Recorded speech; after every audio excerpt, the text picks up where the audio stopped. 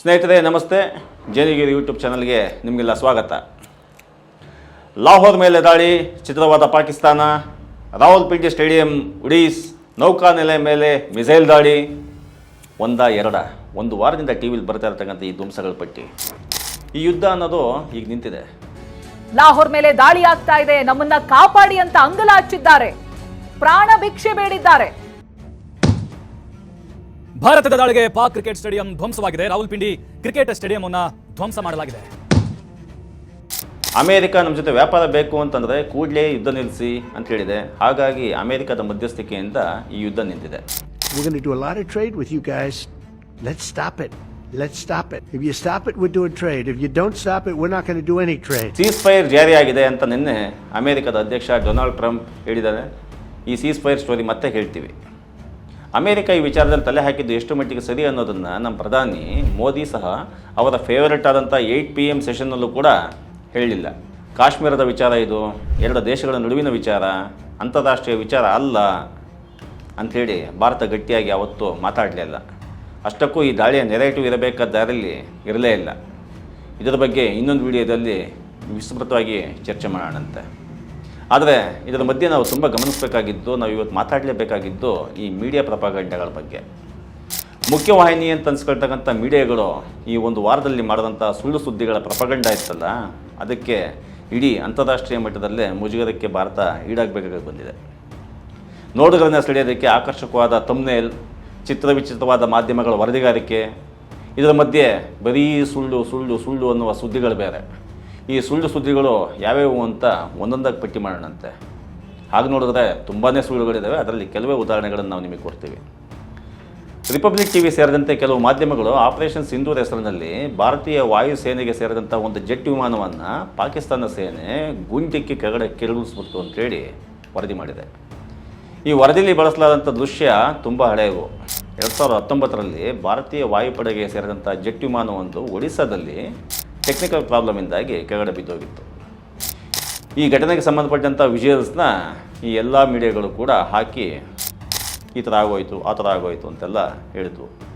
ಆದರೆ halt ನ್ಯೂಸ್ನ fact check ಮುಖಾಂತರ ನಿಜವಾದ ಸುದ್ದಿ ಆಚೆಗಡೆ ಬಂದ ತಕ್ಷಣವೇ ಇದು ಭಾರತಕ್ಕೆ ಎಷ್ಟು ಮುಜುಗರ ಉಂಟು ಮಾಡ್ತು ಅಂತ ನೀವೀಗಾಗಲೇ ಗಮನಿಸಿದ್ದೀರ.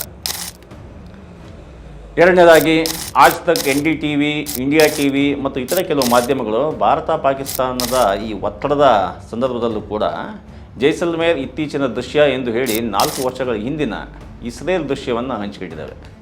ಈ ವಿಡಿಯೋ 2019ರಲ್ಲಿ ಇಸ್ರೇಲ್ನ ಗಾಜಾ ಪಟ್ಟಿಯಲ್ಲಿ ರಾಕೆಟ್ ದಾಳಿಯ ಸಂದರ್ಭದಲ್ಲಿ ನಡೆಸಿದಂತಾಗಿತ್ತು. ಅದು ಕೂಡ ಫ್ಯಾಕ್ಟ್ ಚೆಕ್ಕಲ್ಲಿ ಗೊತ್ತಿರತಕ್ಕಂಥ ವಿಚಾರ. ಜಿ ನ್ಯೂಸ್, TV9, ಲೋಕ್ಮತ್, ಅಮರ್ ಉಜಾಲಾ ಸೇರಿದಂತೆ ಕೆಲವು ಮಾಧ್ಯಮಗಳು 2023ರ ನೌಕಾಪಡೆಯ ತಾಲೀಮಿನ ಚಿತ್ರವನ್ನು ಬಳಸಿ ಭಾರತೀಯ ನೌಕಾಪಡೆಯ INS ವಿಕ್ರಾಂತ್ ಪಾಕಿಸ್ತಾನದ ಕರಾಚಿ ಬಂದರಿನ ಮೇಲೆ ದಾಳಿ ನಡೆಸಿದೆ ಅಂತೇಳಿ ತಪ್ಪಾಗಿ ವರದಿ ಮಾಡಿದ್ದೇವೆ. ಈ ಚಿತ್ರ 2023ರಲ್ಲಿ ವೆಸ್ಟರ್ನ್ ನೇವಲ್ ಕಮಾಂಡರ್ ಮುಖ್ಯಸ್ಥ wise admiral Dinesh K Tripathi ಅವರಿಂದ ನಡೆದ ತಾಲೀಮು ಅಂಥೇಳಿ ಗೊತ್ತಾಗಿದೆ. ಇದು ಕರಾಚಿ ಬಂದರಿನ ಮೇಲೆ ನಡೆಸಿದ ದಾಳಿಯ ಚಿತ್ರ ಅಲ್ಲ. INS ವಿಕ್ರಾಂತ್ಗೆ ಬದಲಾಗಿ INS ವಿಕ್ರಮಾದಿತ್ಯವನ್ನು ಇದು ತೋರಿಸ್ತಾ ಇದೆ. ಈ ತಪ್ಪು ವರದಿಯನ್ನು ಭಾರತ ಪಾಕಿಸ್ತಾನದ ಒತ್ತಡದ ಸಂದರ್ಭದಲ್ಲೂ ಕೂಡ ಹರಡಿದ್ದು ಮಹಾನ್ ಅಪರಾಧ ಅಲ್ಲದೆ ಇನ್ನೇನು. ಇನ್ನೊಂದು, ಕ್ವಾರಿ ಮೊಹಮ್ಮದ್ ಇಕ್ಬಾಲ್ ಅನ್ನುವ ವ್ಯಕ್ತಿಯನ್ನು ಕೆಲವು ಮಾಧ್ಯಮಗಳು ತೋರಿಸಿ ಸಾಮಾಜಿಕ ಮಾಧ್ಯಮಗಳಲ್ಲೂ ಕೂಡ ಬಿತ್ತರಿಸಿ ಇವನೇ ನೋಡಿ ಭಯೋತ್ಪಾದಕ ಅಂಥೇಳಿ ತೋರಿಸಿದ್ರು. ಆದರೆ ಆಲ್ಟ್ ನ್ಯೂಸ್ನ ಫ್ಯಾಕ್ಟ್ ಚೆಕ್ ಪ್ರಕಾರ ಇಕ್ಬಾಲ್ ಭಯೋತ್ಪಾದಕನೇ ಅಲ್ಲ, ಬದಲಿಗೆ ಅವನೊಬ್ಬ ಸಾಮಾನ್ಯ ವ್ಯಕ್ತಿ. ಅವನ ಹೆಸರನ್ನು ತಪ್ಪಾಗಿ ಬಳಸಿ ದ್ವೇಷದ ಭಾಷಣ ಮತ್ತು ತಪ್ಪು ಮಾಹಿತಿಯನ್ನು ಹರಡಲಾಗಿತ್ತು. ಈ ರೀತಿಯ ತಪ್ಪು ವರದಿಗಳು ಸಮಾಜದಲ್ಲಿ ಗೊಂದಲವನ್ನು ಸೃಷ್ಟಿ ಮಾಡ್ತವೆ. ಒಂದಷ್ಟು ಸೂಕ್ಷ್ಮತೆ ಉಳಿಸ್ಕೋಬೇಕು ಅಂಥೇಳಿ ಈ ಮೀಡಿಯಾಗಳಿಗೆ ಅನ್ನಿಸ್ಲೇ ಇಲ್ಲ. ಸುಳ್ಳು ಸುದ್ದಿಗಳಿಂದ ಭಾರತದ ಮೇಲಾಗ್ತಕ್ಕಂಥ ಪರಿಣಾಮಗಳೇನು, ಅಂತಾರಾಷ್ಟ್ರೀಯ ಮಟ್ಟದಲ್ಲಿ ಪಾಕಿಸ್ತಾನ ಮಾಡ್ತಾ ಇರ್ತಕ್ಕಂಥ ಪ್ರಪಗಂಡದಲ್ಲಿ ಭಾರತದ ಕೊಡುಗೆ ಕೂಡ ಇತ್ತು ಅನ್ನೋದನ್ನು ಭಾರತದ ಪತ್ರಿಕೋದ್ಯಮ ಅರ್ಥ ಮಾಡ್ಕೊಳ್ಳೇ ಇಲ್ಲ.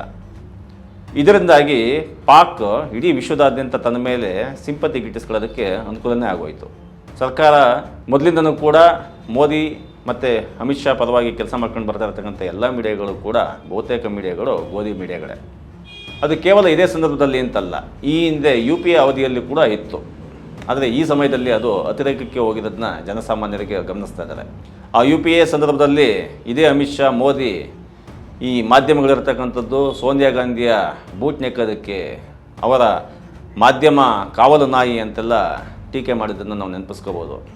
ಆದರೆ ಈಗ ಅದೇ ಉಲ್ಟಾಗಿ ಅದರ ಅತಿರೇಕ ಎಷ್ಟರ ಮಟ್ಟಿಗೆ ಇರುತ್ತೆ ಅನ್ನೋದನ್ನು ಅವ್ರ ಅನುಭವಕ್ಕೆ ಬಂದ ಮೇಲೆ ಅವರೇ ಸಾಕು ನಿಲ್ಲಿಸರಪ್ಪ, ನೀವು ಮಾಡ್ತಿರೋ ಈ ಜರ್ನಲಿಸಮ್ನ ಈ ತುಂಬ ಮುಜುಗರ ಆಗ್ತಾಯಿದೆ ಅಂತಂದ್ರೂ ಕೂಡ ಈ ಸುದ್ದಿ ಆಪಾಪಿಗೆ ಬಿದ್ದಂತಹ ಮೀಡಿಯಾಗಳು ಮಾತು ಕೇಳ್ತಾನೆ ಇಲ್ಲ. ಈಗಲೂ ಕೂಡ ಸುಳ್ಳು ಸುದ್ದಿಗಳನ್ನು ಬಿತ್ತರಿಸಲೇ ಇದ್ದಾವೆ. ಇದುವರೆಗೂ ಕೂಡ ಈ ನ್ಯಾಷನಲ್ ಮೀಡಿಯಾಗಳು ತೋರಿಸಿದ್ದ ಪ್ರಕಾರ ಇದೊಂದು ಯುದ್ಧವೇ ಆಗಿರಲಿಲ್ಲ. ಭಾರತದ ಸೇನೆ ಕೂಡ ಇದರಲ್ಲಿ ತುಂಬ ಸ್ಪಷ್ಟವಾಗಿತ್ತು. ಇದು ಎರಡು ದೇಶಗಳ ನಡುವಿನ ಯುದ್ಧ ಅಲ್ಲ, ಇದು ಉಗ್ರರನ್ನು ಸದೆಬಡಿಯೋದಕ್ಕೋಸ್ಕರ ನಡೆಸ್ತಕ್ಕಂಥ ಒಂದು ದಾಳಿ ಅಷ್ಟೇ ಅಂಥೇಳಿ ಸೇನೆ ಪದೇ ಪದೇ ಹೇಳ್ತಾ ಇರೋದು ಕೂಡ ಈ ಮೀಡಿಯಾಗಳು ತಮ್ಮ ಚಾಳಿನ ನಿಲ್ಲಿಸಲೇ ಇಲ್ಲ. ಒಂದು ಅರ್ಥದಲ್ಲಿ ಸೇನೆನೇ ಬಹುತೇಕ ದಿವಸಕ್ಕೊಂದು 2 ಸಲ 3 ಸಲ ಬಂದು ಪ್ರೆಸ್ ಮೀಟ್ ನಡೆಸೋ ಅಗತ್ಯ ಇತ್ತೋ ಏನೋ ಗೊತ್ತಿಲ್ಲ.